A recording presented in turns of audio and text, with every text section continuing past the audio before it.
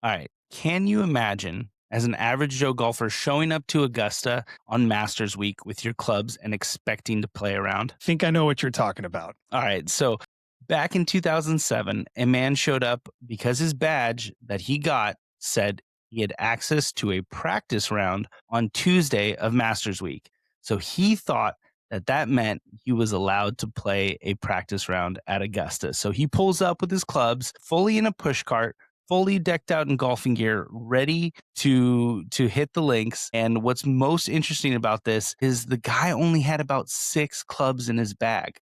I can almost get my mind around the whole story, except for the fact that he brought only 6 clubs in the bag. Let him play.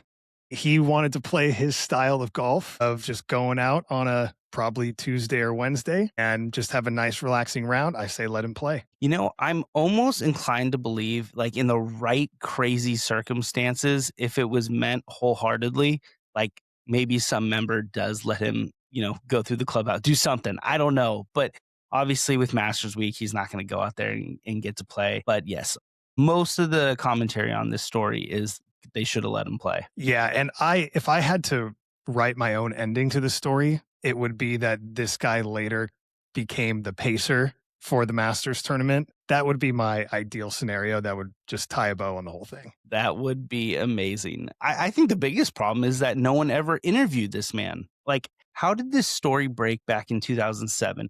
And no one was like, we got to follow up with this guy to know the rest of the story or know how he thought. It makes no sense to me. And, it's 20 years later. Who knows if this guy's still around? I just really wish. Who knows? Hey, maybe this clip will blow up and we'll be able to find the guy and we'll interview him. That would be the fairy tale ending to this story. A local municipal golf course says it's been overrun by what some are calling, quote, hack golfers. Has the game grown too much? Do we need more scratch golfers? I'm telling you, hacks slow the game down. You can't grow golf if people are chunking it into the weeds all day. Scratch player?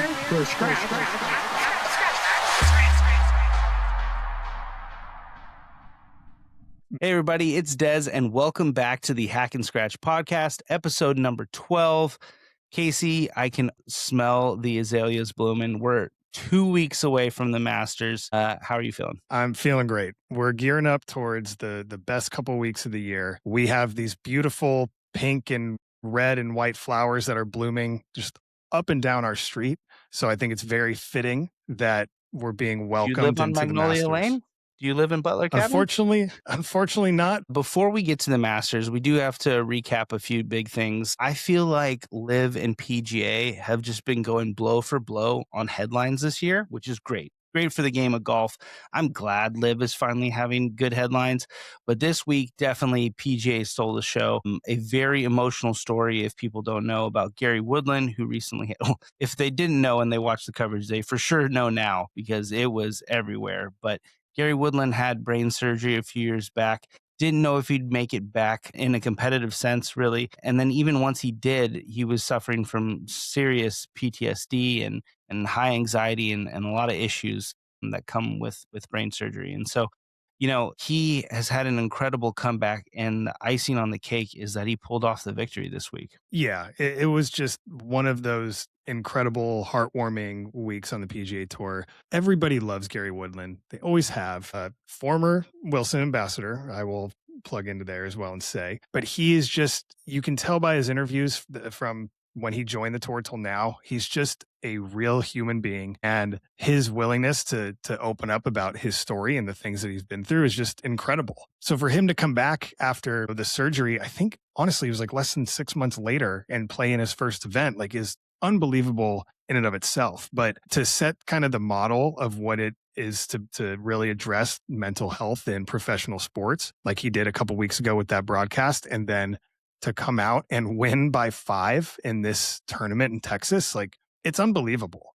And it's an inspiring story that we're going to come back to time and time again. Absolutely. He did it pretty much almost wire to wire, minus the first day. And, this was a tournament that going into it, a lot of people were talking about number one golfer in the world, Scotty, who had to withdraw for only what we could assume is probably something to do with the birth of his second child with Meredith. Maybe it was injury, but I'm probably sure it was due to the baby. And so it was kind of up for grabs. People were kind of trying to figure it out, and it was great to see some recognizable names float to the top at the end. A lot of people had a lot of good Sundays. Minwoo Lee shot right up there, did very well on Sunday, who's obviously the defending champ. Our guy, Yellow Miraju, call him the weekend warrior, man. He again storms up to get another top 10. Guys just on fire. There was a lot of great storylines going on. Nikolai Horgard, who I've been riding this whole year, I feel like just so close, got second. But I think everyone was really pumped to see Gary win it. Even so, on the broadcast as Gary walked up 18, which I just feel like you don't see, but both playing partners, Minwoo and Nikolai, stopped and applauded with the crowd, which I just think that was so cool. Yeah, it was such a sight to see and shows just how much everybody respects him. And one thing to remember, I saw a lot of comments being like, wow, this guy is really making a run. I'm like, yeah, at the same time, this is one of the best players in the game. He's a US Open winner, multiple PGA Tour winner, and it's been on the tour for a while. So it's like he's somebody you see and expect to play well. So like it's an amazing story, and it's incredible that he pulled it off, but not surprised that somebody at his caliber could win again. And it's not going to be the last time we see it. So really exciting. Absolutely. We have some exciting news, which I didn't even know. We're paying attention to so many different things. I didn't even realize that over on the DP World Tour, headline that I've loosely followed, especially when he comes and plays with his brother Alex over here. Matt over here in the US, is Matt Fitzpatrick's brother Alex broke through and won on the DP World Tour. That's fantastic. Yeah, it was awesome. He had an insane final round. For him to, I think we've all seen that episode of Full Swing where they're interviewing Alex, and everybody knows, like, the elephant in the room is that he's been living in Matt's shadow for years. And so for him to win this tournament just a couple weeks after his brother wins on the PGA Tour, like, pretty awesome. And I know that Alex has been grinding to try and get on the PGA Tour for a long time. So this is going to help him get there. So really, really impressive. And I'm really happy for him. Like, I don't know what it's like to be the younger brother of one of the best players in the world, but it can't be easy. So yeah, really stoked for him. Yeah, it's fantastic. I had to kind of look up what his world ranking shoots up to by the win, and it's significant. I mean, it really is significant. I think for the way OGWR works is it's a rolling 2 years, so it'll take some time, and as long as he progresses, it'll even be more. But like projection wise, it pushes him almost very close to that top 100, which is just fantastic. Wow. Yeah, I know. It's quite significant. I went on DP World Tour, what it does for you. So I'm really excited. I hope he keeps continuing to play better. And, who knows? It would be really cool to see him on the PGA Tour years from now, if that's something that he wants. And yeah, that'd be amazing. All right. So I don't want to beat a dead horse. Every single podcaster and YouTube golfer in the world has commented on Tiger this week. I am not going to do any tearing up like our friend Dan Rappaport did, which, I get it, but that is a tough watch. What were your thoughts on Tiger this week? It was funny. I think I was sitting at lunch with some friends when I got the message, and I just rolled my eyes and was like, come on, man, really? I'm grateful nobody's hurt. That's kind of my big takeaway, is that nobody was seriously injured. But at the same time, I'm like, come on, man, you're one of the biggest role models in sports. You have plenty of money. Just get a driver and have somebody take you around to the course and get whatever you need. Like, you deserve to have people working for you. You have a busy life. So I don't know. I was disappointed, frustrated, and selfishly sad that this might impact what his playing future looks like a little bit too. So yeah, that's all I got. Yeah, I think, disappointed is probably the best word to describe my instant reaction. I thought of two things, especially as this, we haven't really had a big incident like this since I've had kids, and now having kids. I think the one thing is you said the role model thing, which is just obviously growing up, looked up to Tiger as a hero. It's hard to explain that to your son years later, oh yeah, this guy's amazing, this guy's the GOAT of golf, but he's got a horrible side, story to him. And then the other piece of this was, I just honestly really felt bad for Charlie. Charlie is finally coming into his own. Like he's got this huge opportunity at Florida State, and then this is just such a distraction and really pulls the. I mean, if he does a presser anytime in the next year, it's going to just constantly be asking about his dad and what he thinks, and roll. It's just brutal. So I feel for Charlie in the whole situation, honestly, maybe just as much as anyone. But yeah, tough thing. What I will say is he's bounced back before, and I think that is probably the problem with addiction is you have these comebacks and relapses and things like that, and just hopefully he makes another incredible comeback. Yeah, tough to hear, and hopefully he gets a lot better going forward. Yeah, agreed. All right. Well, in light of Liv not having a tournament this week, we focus on what happened last week with the TGL. Your LAGC did take it down. The finals, it was a 2-series sweep, best out of 3. And so we didn't need that third game. Ironically, Tiger Woods played in this matchup and then shortly after had his incident. But it's a phenomenal win. As a huge LAGC fan, what was your reaction? Yeah, I mean, I was stoked. I love those guys. I think it's an awesome team. I can't help but think that folks buying their tickets did not get their money's worth, which I don't want to be super critical, but, in our notes here, we're saying, yeah, it ended around hole 10. And there could have been another match in the evening as well. So it's just like basically half of what a final tournament should have been. Maybe just a quarter. because maybe a quarter. Yeah, you're right. And just because LAGC dominated. So kind of rough to see for entertainment value. And then, like you said, Tiger played in it, but didn't really have his classic Tiger stuff, which, speculate all you want about his form and all that. But it wasn't even, he had some good like pitch shots and things like that, but the putts, no, nothing to write home about. So I'm happy that that LAGC won. I think that's really cool for California and Los Angeles. I think a lot of investors are interested in this team and want to see it succeed and see the product grow. So yeah, I was super happy. Yeah. What I didn't know, the cash prize is pretty significant. I know it's split 4 ways, but $9 million. I mean, this is by no means an act of charity exhibition. This is for real money. This is, equivalent to what you'd win on any non-signature event as the winner, and you get it 4 times with 4 different victors. And yeah, it's significant. That's pretty awesome. Yeah, I mean, it kind of makes up for it. It's not a long season. They don't play a ton of matches, but if you average out the math, it's like, okay, yeah, that makes sense. That's probably the correct payday for the guys that are winning that. So yeah, good for them. Yeah, absolutely. Well, that was the week around the different tours that were active. But as always, we love to cover the side of YouTube golf, especially being content creators ourselves. So this is a part of the show where we rate and review the latest YouTube golf clips, and we got some great ones. And I'm going to rattle off some key quotes and then get into the summary. So this was by far my favorite one. And if you don't know, this is from Shannon Sharp's a very famous Lakers in 5, but FP wins it by saying, "Stream song, sing along, rip my bong, Bobby in 5." And when he said that, I about died on the floor. It was so funny. It was during Bob Does Sports, the one everyone wanted to see finally.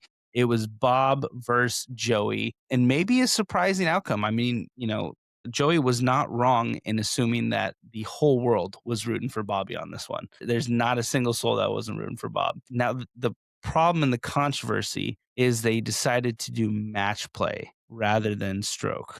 And based on what I watched, I'm pretty sure Bob would have had him in stroke play, but in match play, Bob got up to a very early lead and then just started giving up holes one after the other. And Bob actually ended up losing 3 and 2 to Joey after the 16th. So it was very interesting though. I mean, God, there was so many funny moments. The hilarity when Joey got stuck in the cart and was like trying to force it out of the ditch. I mean, there was just so many funny quotes in this. What were your thoughts? Yeah, I mean, this was kind of a classic Bob Does Sports episode. And just the camaraderie between all of them, I thought was just on point for this episode. Just everyone was having such a good time.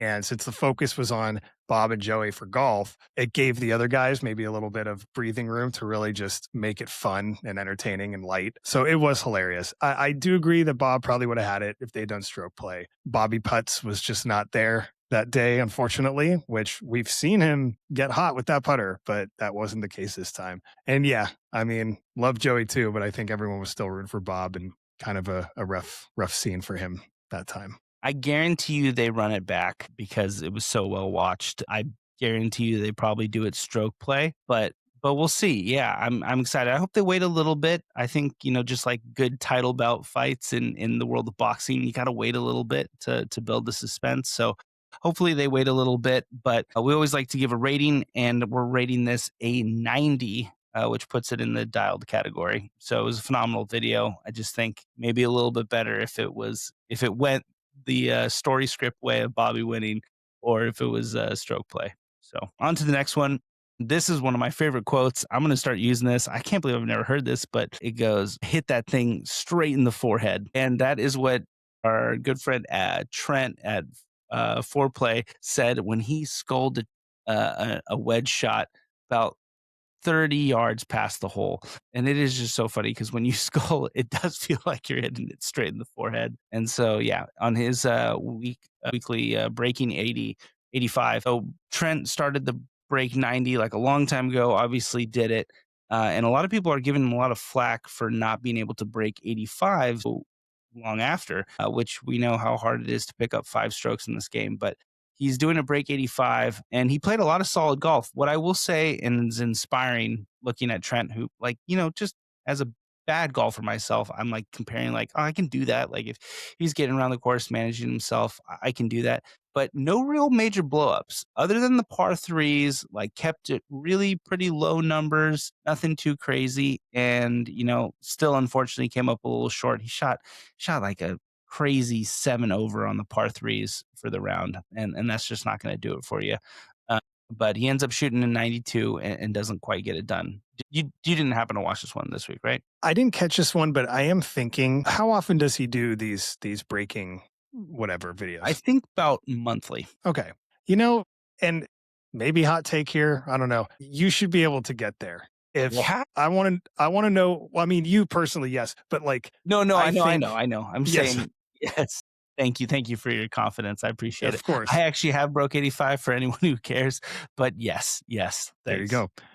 If let's say he's doing this monthly, you got to figure out what your practice plan is. Like if you're not shaving off, if it's taking you 6 months to get 5 strokes, and I know it sounds like a lot, and it is, but that gap from 90 to 85 is a lot different than 85 to 80, sure, in my opinion. So maybe I need to watch him more to kind of get a sense of his game, but he loves the stand. And I think that honestly is a problem with us bad golfers is, we're just happy it's not sculled 15 feet in front of us. So, we're not taking dead aim at the right misses. Let's put it that way, the right misses.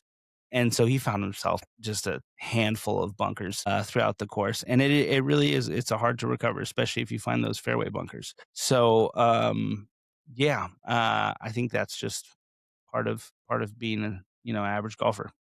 For this video, we're giving it an 81. It wasn't that entertaining, but that puts it into the on the green category for the rating system. So 81, pretty good video. All right, this next one, fantastic video.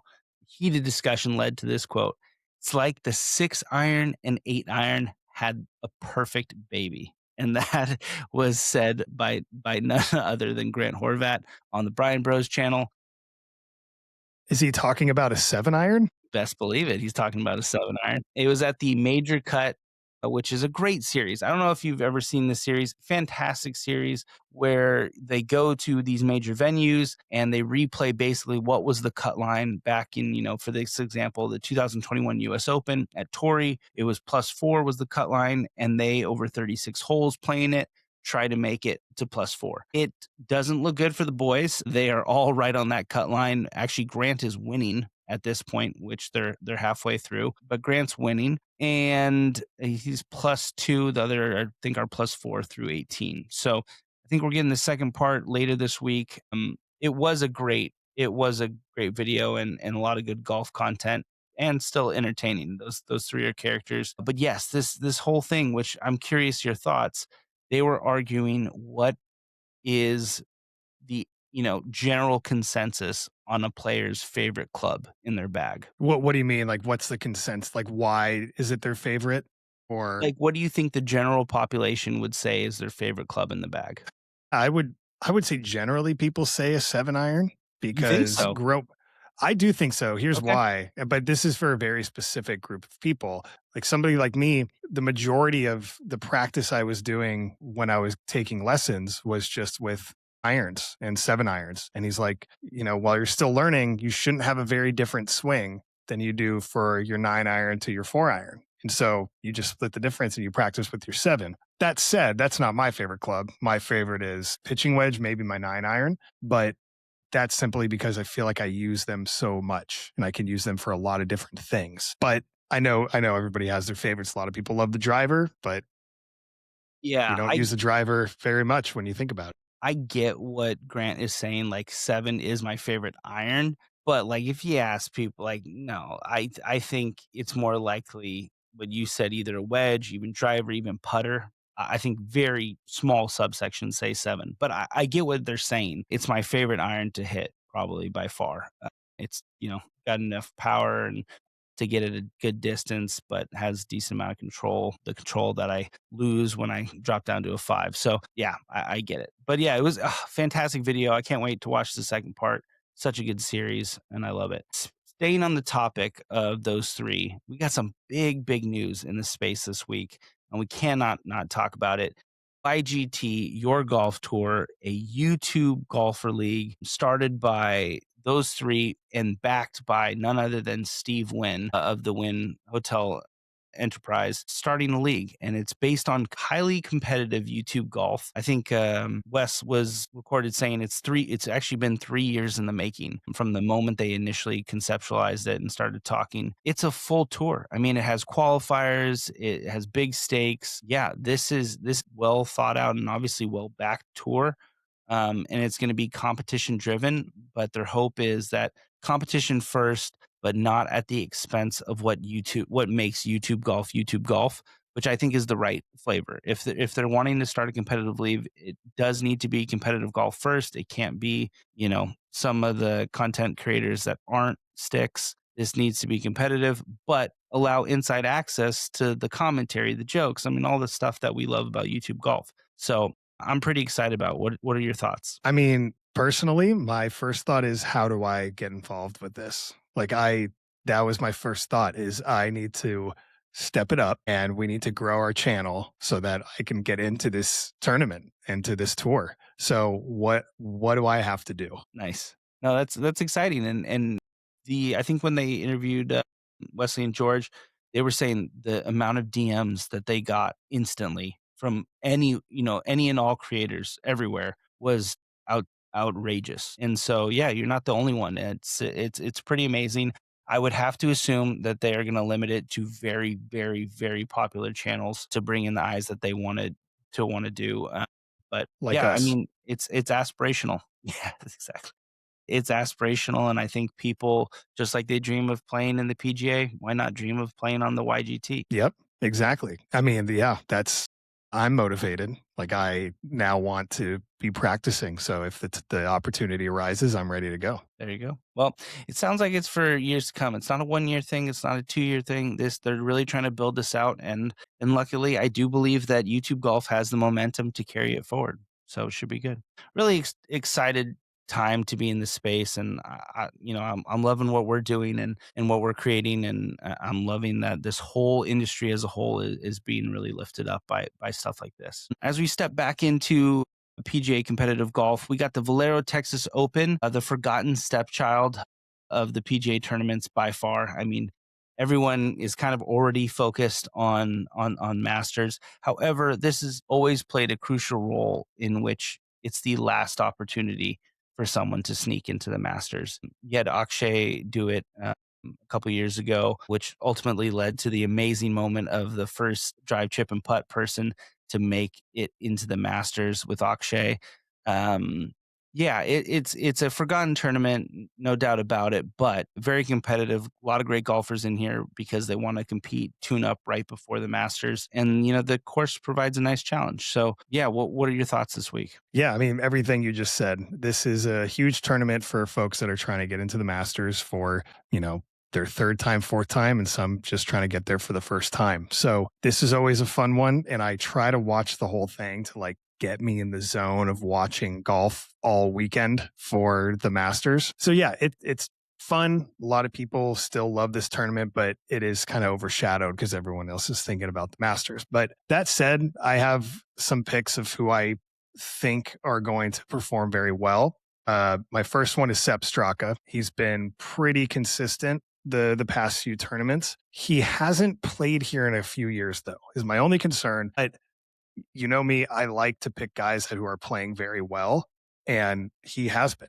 And so I feel like he's just due for a win. He's kind of had some bad breaks in the past other tournaments, but overall doing a great job. This one's kind of a risk, but I'm picking Colin Morikawa. He's back this week after his withdrawn. Was it a couple weeks ago now? He needs to get in another tournament before the Masters. So I think he's going to have to treat this tournament as if he's giving it his all to see if he can compete the following week. So, but I mean, his numbers look good still for this course specifically.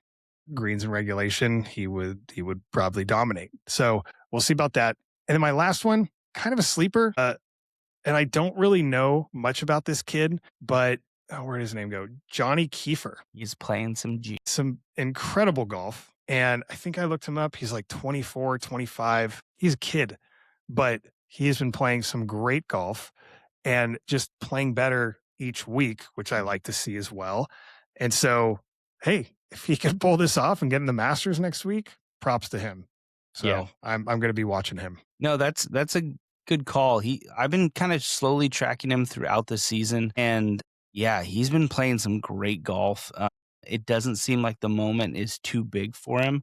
He's coming off a nice finish last week. He had a couple missed cuts right before that, but ultimately playing very good. And you've talked about this before about picking golfers that, are on a little bit of a hot streak or at least warming up. And yeah, I think it's great, and it's a good sign for things to come for Kiefer. All right, so that leaves me to my picks, and I went a couple obvious ones, especially for the Valero Texas Open over the years. Can't believe it. I never love when I do it. It doesn't feel great, but I'm taking Jordan Spieth. A lot has been talked about his game this year, how it's looking like it's coming around and making steps forward, but returning to a place that he feels very comfortable at, looking for, like you said, similar to Morikawa, a nice tune-up and making sure he's all systems go for next week. I think he has a chance to do really well. I've been talking about Michael Thorbjornsen a ton this season. I'm going the other Thor, baby Thor. I'm going Thorbjorn Olesen, and he played some really great golf last week, and I'm riding that. And so I believe he's had a pretty good finish here in the past, maybe one good finish, but Thorbjorn Olesen is one of my picks. And then I'm going to nickname this guy. And I think this guy's been looking for a nickname for all of space. So I'm declaring it right here. This is canon. His name is ADDC on a play on ACDC, which that is really good if I do say so myself. But Adrian Dumont Deschart, he has been climbing up the leaderboard this whole season, playing some great golf. And I'm excited to see what he can do this week. And maybe he sneaks into the Masters. Everyone loves a story. So he's obviously not in the Masters as of right now. But if he wins this week, he'll be there. And I think that'd be a fantastic story for ADDC. So I love that. And we got to tag him in the comments to see if he likes it. I think he's going to like it. So that brings us to the Valero Texas Open. I'm excited. I'm excited for that last putt to drop on Sunday and for full focus on the Masters, but it should be a good weekend of golf, so I'm looking forward to it. We have a state of emergency, and that state of emergency is happening in the golf apparel world. We have grown too accustomed to seeing what I will call as half-ass, albeit somewhat lazy design on limited golf apparel around Masters season. And this came into full frame focus this week when I had seen the giant that is Callaway put out their Augusta line with literal pimento cheese sandwiches miniaturized as a print on a golf shirt. And I wondered to myself, who the hell is wearing that? Not me. Not me. And I know Callaway is not in the business to lose money. So it begs the question, who is wearing these things? And it's not just them. To be fair to Callaway, it's not just them. Everyone and their mother is releasing some limited Masters Week apparel, and it is just coated in, Augusta themed iconic imagery, all micronized into a print. And I just feel like it's a little lazy. Like, use the colors of Augusta, use the azalea pinks, do all that stuff, but just don't half-ass it like this. What are your thoughts? I totally agree. And I think we talked about this a few weeks ago about like what's the most exclusive merch. And off the top of your head, you would think anything Masters or Augusta related. But then when you really dig in and think about it, everybody has their own thing that they do. So there's just an abundance surplus of this Masters stuff. And it looks like someone kind of just threw this shirt together on Canva and printed it on a shirt. So not the best. And yeah, I think it is too much, but maybe it means that the ones who do it well really stand out, like the TaylorMade bags we were talking about a couple years ago. Awesome. But yeah, it's a problem. It is a problem. Hopefully it gets fixed over time. I mean, they wouldn't be releasing it if people weren't buying it. So do a service to everyone. If you're thinking about click and buy on that, just pause for just a quick second. So that's the state of the Pro Shop Drop for this week.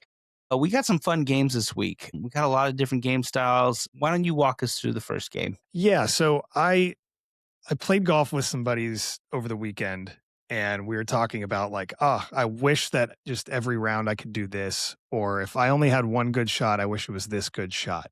And so I thought I would do kind of like, would you rather, would you give up this for this in terms of golf shots? So I'm going to give them to you, and you're going to tell me which one you choose. Sound good? Sounds great. Okay. So the first one, off the tee, you can hit every drive 350 yards dead center, but you are never allowed to use a golf cart again. Yeah, I would take that. I would Wow. 100% take that. For me right now, especially with my game, my biggest fear is off the tee. And I feel like if I can hit a good one off the tee, the confidence is there and everything kind of goes with it. Now, question with clarifying on this. I can choose whether to do it at 350 or not, right? It doesn't have to always be at 350 because on those Yes, correct. Okay, perfect. Yeah. So, yeah. But I'm going to breeze past you in my golf cart with the beers that we bought pre-round, and you can't jump in. We talked about this last week. Walking the game or walking the course is a beautiful part of the game. And so, yes, I am going to be striping it. And while you are going to get your ball at, 280 in the rough, I'll be walking right past you to my 350-yard drive dead center. So I'm taking it. Okay, noted. All right, next one. You hit every green in regulation, okay? And to sweeten the deal, you are on in 2 in par 5s, but you can never use a putter. You have to use a sand wedge to putt. No, that's crazy. No, I can't. No, but you're putting for birdie or eagle every hole. No. I think another beautiful part of the game is the struggle to get there. And if it's just an automatic gimme to a green in regulation, but I look like an idiot putting with a sand wedge or a driver, it's not worth it. I'm saying no. I think that's a good call. Also, putting with a wedge would just be so annoying after a while. I'd do it with a driver or 3-wood. There's no chance I'd do it with a wedge. Okay, good to know. Unless I could hit it in the forehead like Trent. Yeah, exactly. All right, next one. I like this one. You gain the ball striking ability of prime Tiger Woods, but every time you step on a tee box, a gallery of 50 people appears and heckles you relentlessly until the ball is in the hole. Yeah, give me the smoke. I want all the smoke. Give me prime Tiger. I want all the smoke. Yes, give it to me. Okay, so you want to know what that's like. If I got Tiger, this is like Space Jam material. If I got Tiger Woods flowing through my veins, I am 100% not driving myself to the golf course, but I will be striping it off that tee. Great callback. Very nice. Okay. All right, next one. We'll see. You get to play Cypress Point, but you have to play with old hickory clubs. I think that's beautiful. Really? I think give me that persimmon wood. Give me all that. I think it would be a day of nostalgia, and to do it at Cypress Point, I know it's not the oldest club in the US, but it does have an old-timey feel to it and just kind of iconic. I think that would be part of the I think that'd be amazing. I think you just created a golf YouTube channel right there. You just go play iconic courses with old clubs. That's your niche. I was just thinking that right after I said it. I think we have our next video. That sounds great. Yeah. Okay. All right. You don't feel like you would be missing out on seeing what Listen, your I'm potential never would be. playing Cypress, and I know that, and I get that, but if you're giving me the opportunity, I'm gonna do it any way I can. Fair enough. Okay. This one's tough. You are guaranteed a hole-in-one every single year for the rest of your life, but it only happens when you're playing alone. No. That's No. crazy. No. What do I care? What do I care? Especially if I know it's gonna happen. It's like the only good part of it is truly the unknown of it, and then to celebrate with other people. And then, please, are you telling me I'm gonna walk into that bar and feel guilty if I'm not paying for everyone's drink who didn't see my hole-in-one? No, no chance. No. Keep your Okay. hole-in-one. Yeah. I'm thinking people would just hate me if every year I'm like, got another hole-in-one and I was alone again. Yeah, exactly. Imagine if Shane Lowry was just like a casual golfer and he's just like, "No, I swear, I have 34 hole ones. I swear." That'd be so funny. Oh, man. Okay. This one, you hit the fairway every time off the tee, but you have to shout Baba Booey at the top of your lungs every time. This is the Sophie's choice of the group. It's one of my least favorite call outs when it. I know. You were playing it out, weren't you? You know what? I will do it if I can select it. Like if I don't want to hit the fairway, or if I don't want to be guaranteed a fairway and I don't have to yell Baba Booey, yeah, I'll take the power. But if I have to yell Baba Booey every single time, Okay. And yeah, you're right. You have to yell it. You can't just Baba Booey. You got to really, I know. the whole 3 holes down needs to hear you. That's crazy. That's crazy behavior. Okay, that's good. Okay. You 2-putt every hole, but you can't use anything more than a 7-iron at any time. No. Really? No, Okay, so no. same field as like putting with the wedge. Too limiting of the enjoyment of the sport. Okay. I would like to see how that goes, though. Be an interesting round to only play with a 7-iron and then just accept the 2-putt. I mean, really, sadly, there have been times where I'm like, I just really, and don't laugh too hard, but I'm like, I really would love to like break 100 today. And I go out there for like the first 4 holes, and I'm like, I'm going iron off the tee every single time, and it never works out. As much as you tell yourself, like, or at least I tell myself, like, I'd be better, safer with iron. It's really not the play. So, no. Fair enough. Okay. Last one. You are guaranteed to shoot your best round, whatever that is during this. Okay. But you can't turn off the cart reverse noise at any time during the round. No, these ones where you're sacrificing the enjoyment and the peace and tranquility for others, it's like, it better be really special. No. For You're one, breaking your record. they were able to make that noise in golf court something that is just unbearable.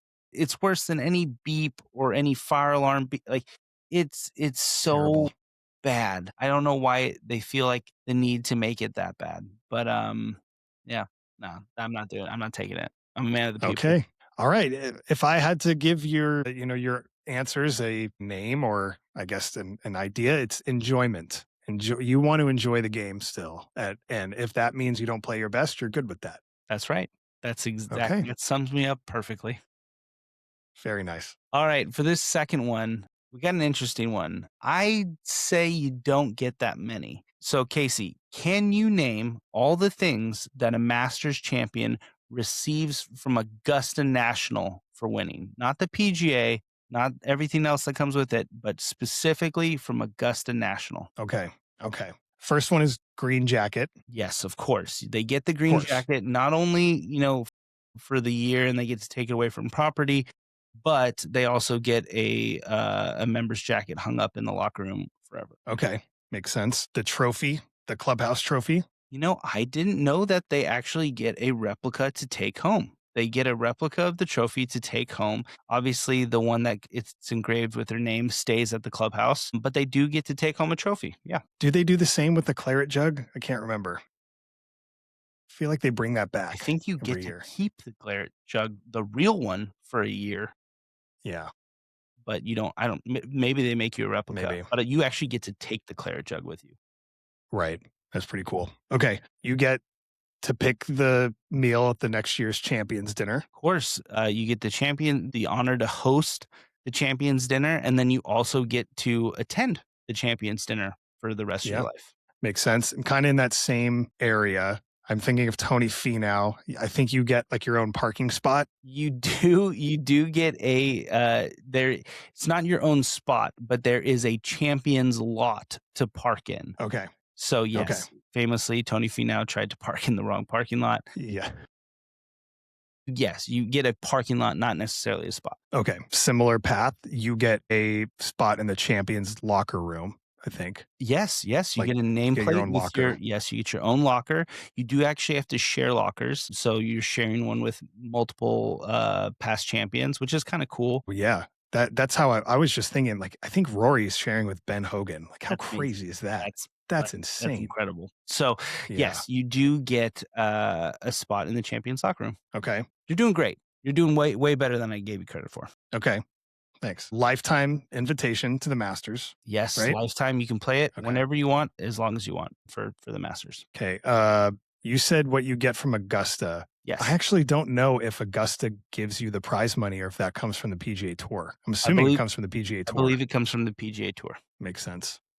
How many more do I have? You have 3. Okay. 4. You have 4 left. 4. Shoot, I think I'm kind of running out of. Okay. You don't get a bib. You don't get a certain number that resets every year. I don't know. Okay, so you do actually get bib number 1. We covered this last week. So you get bib number 1. So you get that only the next year. You actually get 2 physical items that are kind of unique. You get a gold medal that says Augusta National Champion or Cool. Masters Champion. And then you get this crazy weird gold locket. And I believe there is either a picture that is already set inside with, gosh, it might be Ben Hogan of a picture. I'm not kidding. You get a locket. So that's one of the other physical gifts you get. But then you get access to the champions only range, which I mean, that's crazy that even exists. So champions only range. Mm. You get access to that. And your last one, which I find very special, is you get a pre-Masters Sunday round.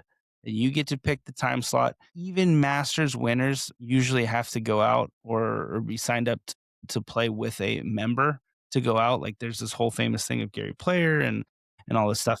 But on the Sunday before the Masters, as the past champion, you are able to pick a time slot of your choosing and take anyone you want to play on your own. And so very famously, Scotty Scheffler took his mom last year to play on that Sunday round. So Rory will have the honors to take someone of his choosing on that Sunday round. I'm waiting for my invite. Exactly. Yeah, you and Shane Lowry are waiting for that invite. Yeah, exactly. No, I'm curious who he takes. It'll be interesting. But from what I remember, you mentioned the Gary Player thing. Like, you're not a member. You don't get to just go out there and play whenever you want, right? So you get an honorary membership, which doesn't hold a lot of weight. Honestly, past that year, it doesn't really hold a lot of weight. You still have to. You can't just walk onto the property and say I'm playing today, even if you're a Masters champion. And so That's kind of it crazy. is kind of crazy. It really is crazy. But yeah. Wow. All right. I did okay. You did great. You did fantastic. Because you did so fantastic, we're going to stay on the line of Masters thinking. It's Masters spirit. And one of the things we mentioned was the champions dinner. And very famously, as the champion, you get to set the menu. And, people have taken extreme liberties with this in the past, whether it's, a Scottish winner choosing to have haggis on the menu and no one wants to eat it, or Hideki Matsuyama putting out one of the most well-reviewed Masters dinners ever to be held, and rated by past champions, with this beautiful spread of the best cuts of sashimi and straight from Japan fish. So yeah, I wanted to ask you, what would be your Masters dinner? And there's a couple bits of criteria here. You need 4 appetizers, you need 2 mains, you need 1 dessert and 1 drink. Okay. So am I just going to run through each of them? Give it to me. Okay. Honestly, I think I got a lot of inspiration from my wedding. And, you were there, so you would know that some of these come from that. We had, I don't remember exactly what they were, but they were like shrimp hush puppies. And they were the appetizers. They were fried and it was just super delicious, but just, something a little bit hearty. Hush Puppies has made it on the list. Really? Bubba famously put it on his menu Ooh. some years back. Well, that was a controversial menu from Bubba Watson, if I remember. Yes. Okay, so this one would be better, trust me.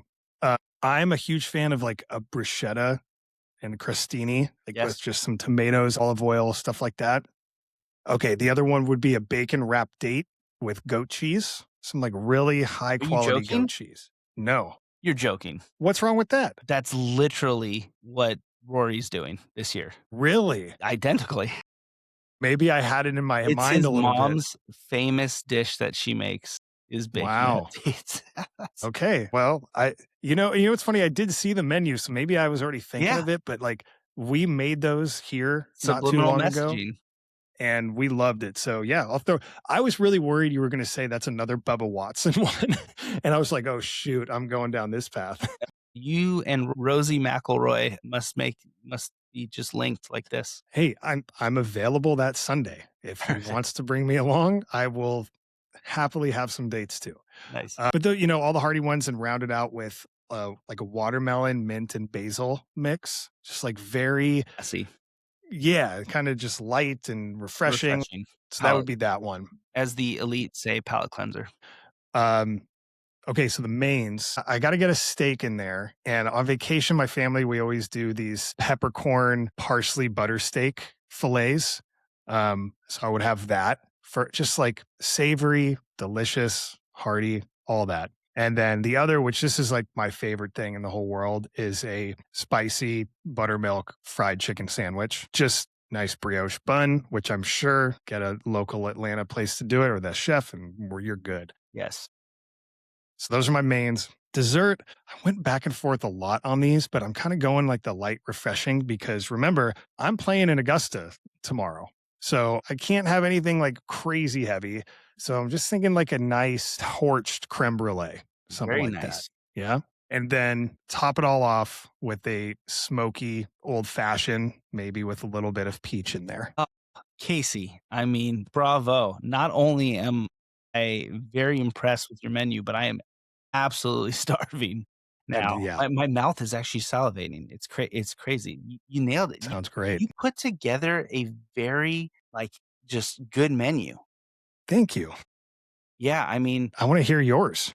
Yeah, we'll have to do it on next week's podcast. Oh, I thought you had one ready to go. No. Well, I just wanted to hear about yours. So that is phenomenal. And you're right. There have been some blowups. We should share that's what we'll do next week. Yes. The 5 worst Masters meals. 100%. That's what we're doing next week. 100%. Definitely. All right. Take us home with this last one. Okay. So I think I mentioned I played golf over the weekend with some friends who I haven't seen in a while, and my wife, and I was just playing. And I'm like, this is the best. We teed off at like 3:00 in the afternoon. It was light, it was breezy, and I'm like, what is the perfect day of golf? Like what does that actually involve? I'm gonna let you build your perfect day. So I'm gonna ask you a couple things of.